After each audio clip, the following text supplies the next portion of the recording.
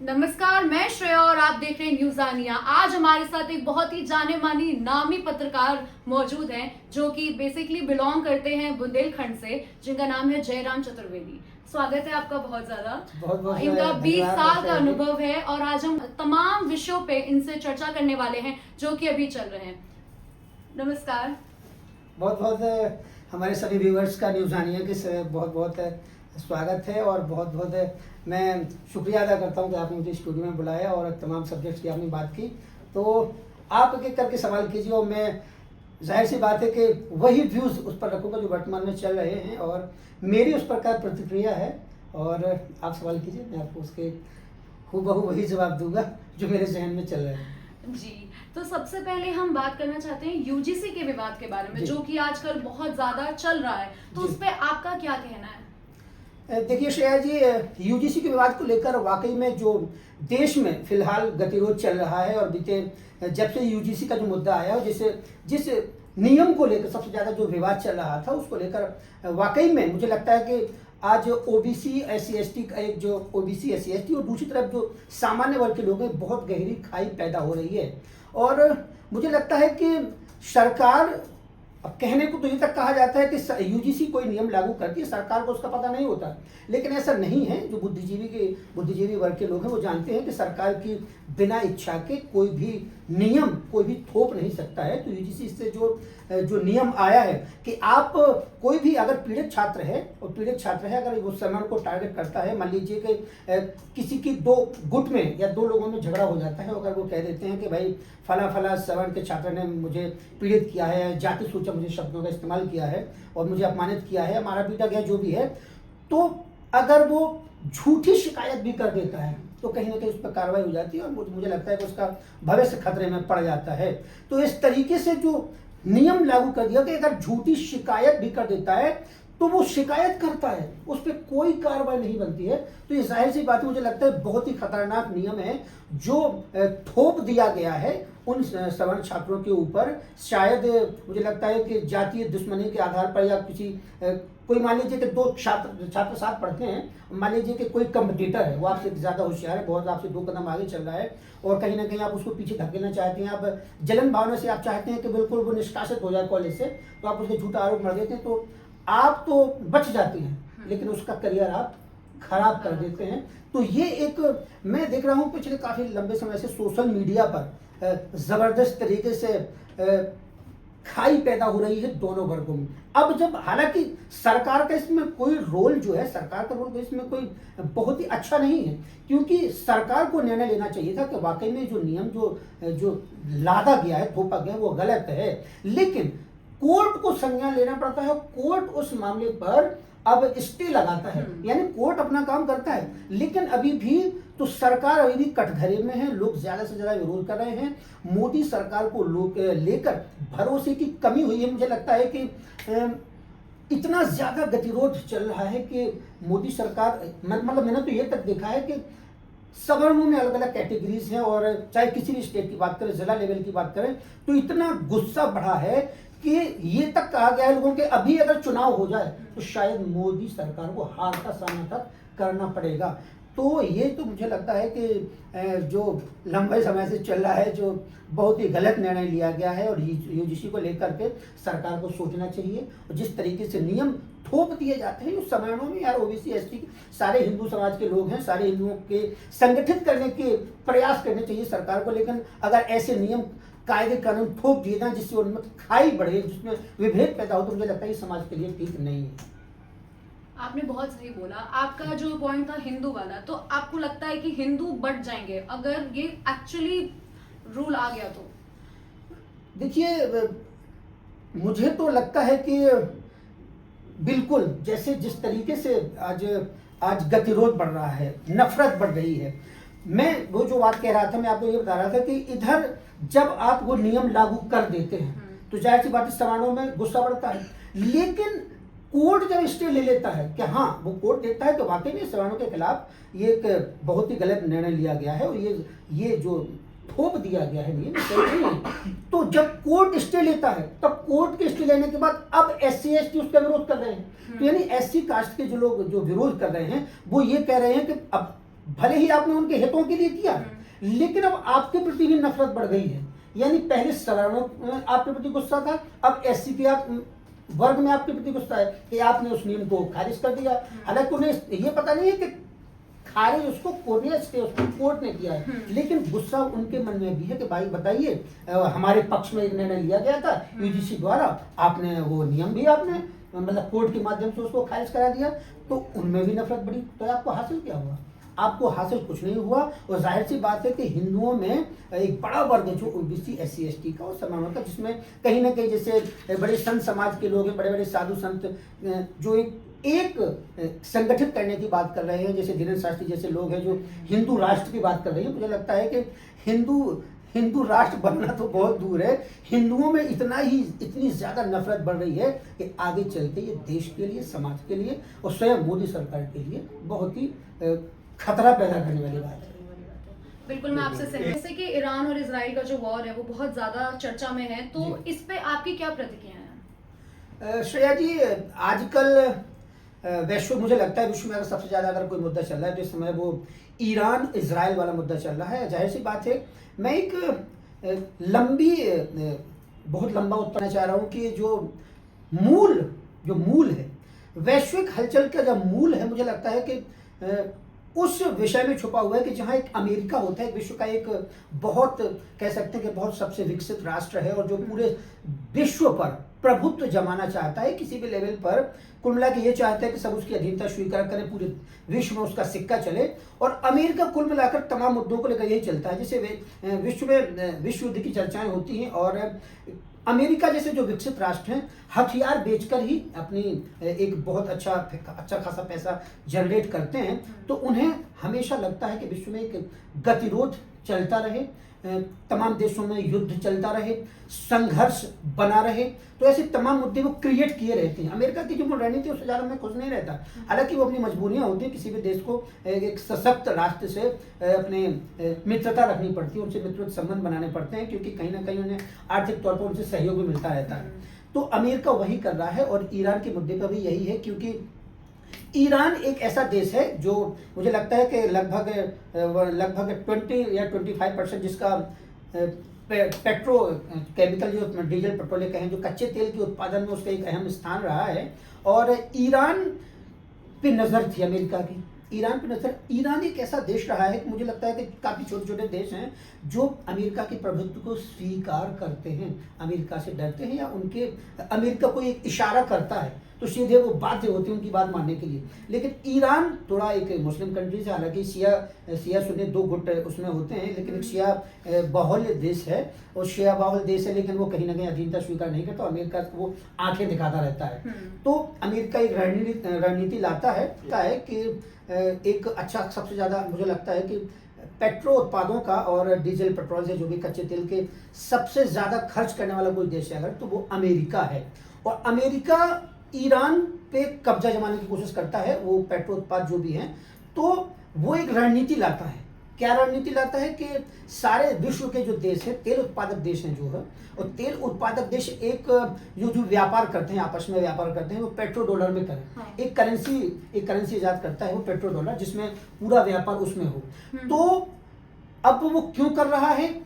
इसलिए क्योंकि petro dollar जो है अमेरिका से आता है, और पेट्रो डॉलर जब अमेरिका की करेंसी से, अमेरिकन करेंसी से होगा, तो जाहिर सी बात है कि पेट्रो उत्पादों को लेकर जो भी रणनीति है, वो जो नीतियां बनाता है, कहीं ना कहीं उस पर शासन, उसके इशारे पे पूरे विश्व के देश चलेंगे, तेल उत्पादक देश। तो वो कई देश सहमति जताते हैं उसके इस निर्णय पे पेट्रो डॉलर में व्यापार करने को लेकर, लेकिन ईरान इसका विरोध करता है, ईरान खिलाफत करता है।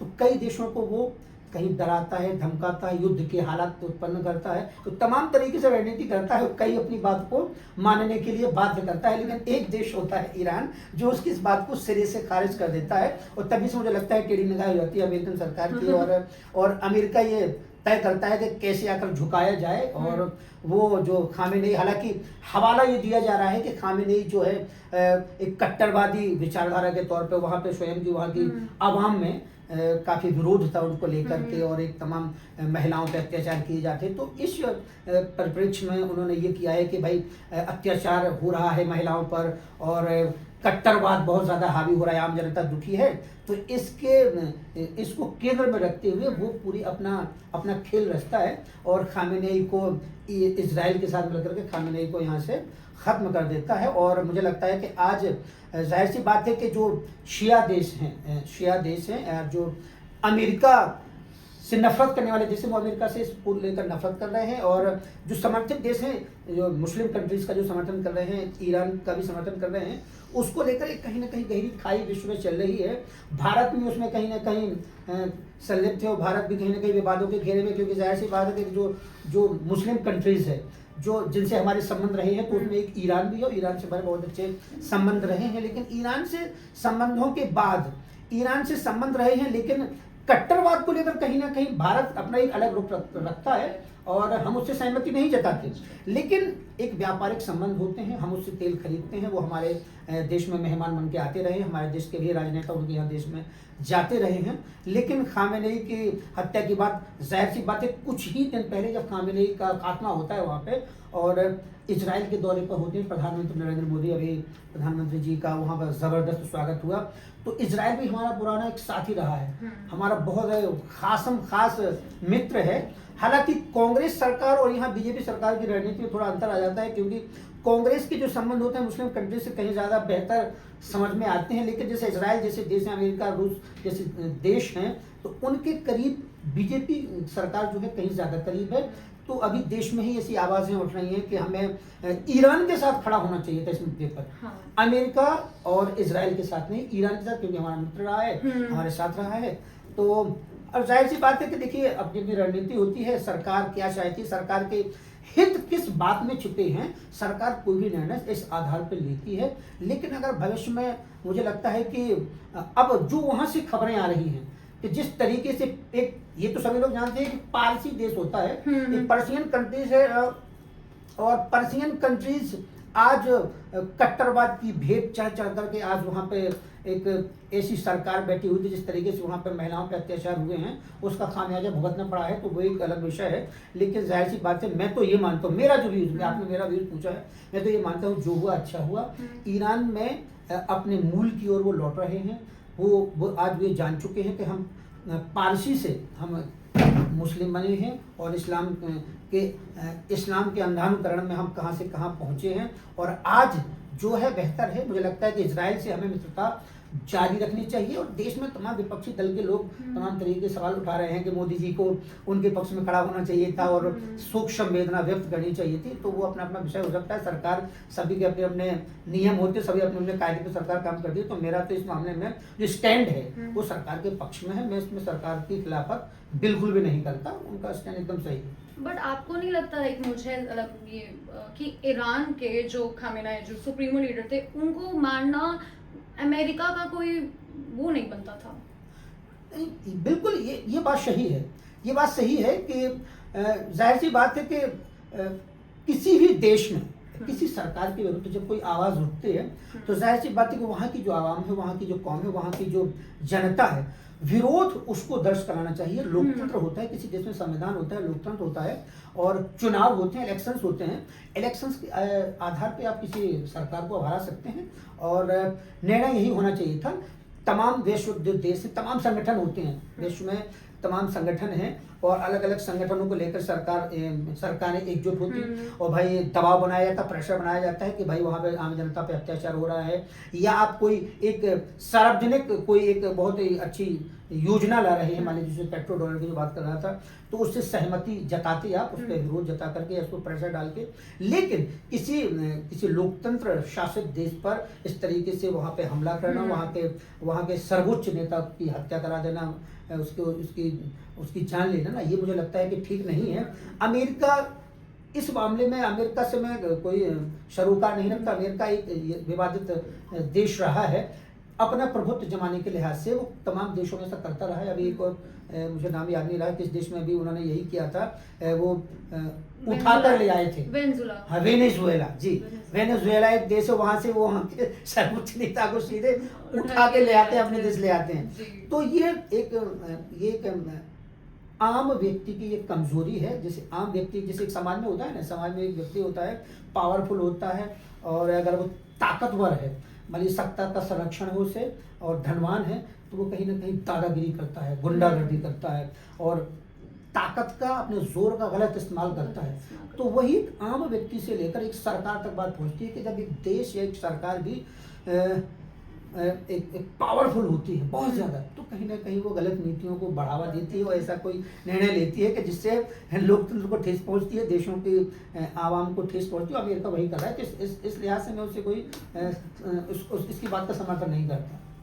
वैसे सोशल मीडिया पर काफी वायरल हो रही है वीडियोस कि मतलब हमारी हिंदुस्तान की औरतें रो रही हैं बट दूसरी ही तरफ ईरान की औरतें हिजाब फेंक के नाच रही हैं, तो उस पे आपका क्या कहना है? ये तो मुझे बहुत बुरा लगता है क्योंकि सोशल मीडिया में इस तरीके से लगातार वीडियो आ रहे हैं, बहुत बुरा लगता है।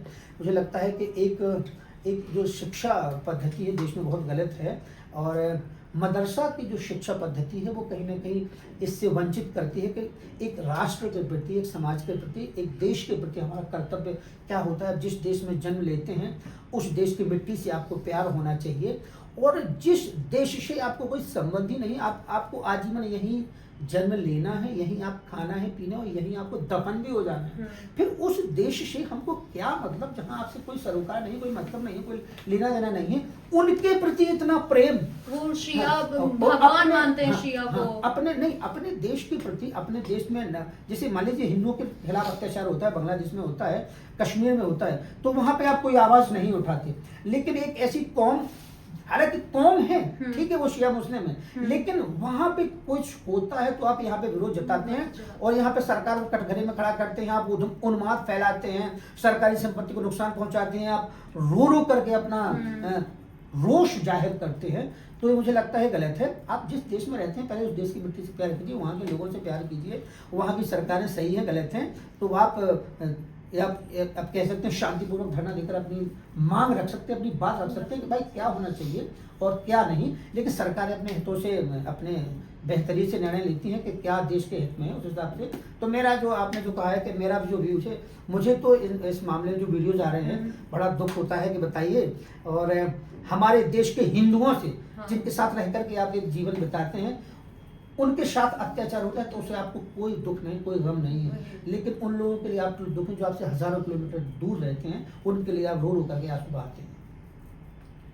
बात हिंदू मुस्लिम पे आई है तो एक विवाद बहुत ज्यादा चल रहा है सलीम वास्तिक पर, यूपी में बहुत ज्यादा विवाद चल रहा है, तो उस पर आपकी क्या प्रतिक्रिया है? श्रेया जी, वो मुझे लगता है कि जैसे अगर अंतर्राष्ट्रीय मंच पर अगर देखें तो सबसे ज़्यादा मुद्दा जैसे इजराइल और ईरान और अमेरिका को लेकर है, ऐसे ही हमारे देश में अगर कोई सबसे ज़्यादा मुद्दा अगर सोशल मीडिया पर पिछले सप्ताह भर से अगर कोई है तो वो सलीम वास्तिक का मुद्दा है। सलीम वास्तिक बता दें, सभी लोग जो सोशल मीडिया के जानकार हैं या जो देखते हैं वो जानते हो कि आजकल पिछले कुछ सालों से एक नरेंद्र मोदी सरकार को एक हिंदूवादी सरकार करार दिया जाता है। हालांकि ऐसा है नहीं, मेरा व्यू ऐसा है नहीं, लेकिन नरेंद्र मोदी सरकार आने के बाद मुझे लगता है कि अब हिंदुओं के एक वर्ग में एक विश्वास की भावना आई है और मुस्लिम जो कहीं ना कहीं डरा हुआ है, सहमा हुआ है अपने ही धार्मिक उन्माद की नीतियों से। कुरान में कुछ ऐसी विवादित चीज़ें होती हैं, अंश होते हैं जिनको लेकर काफ़ी ज़्यादा विवाद होता है।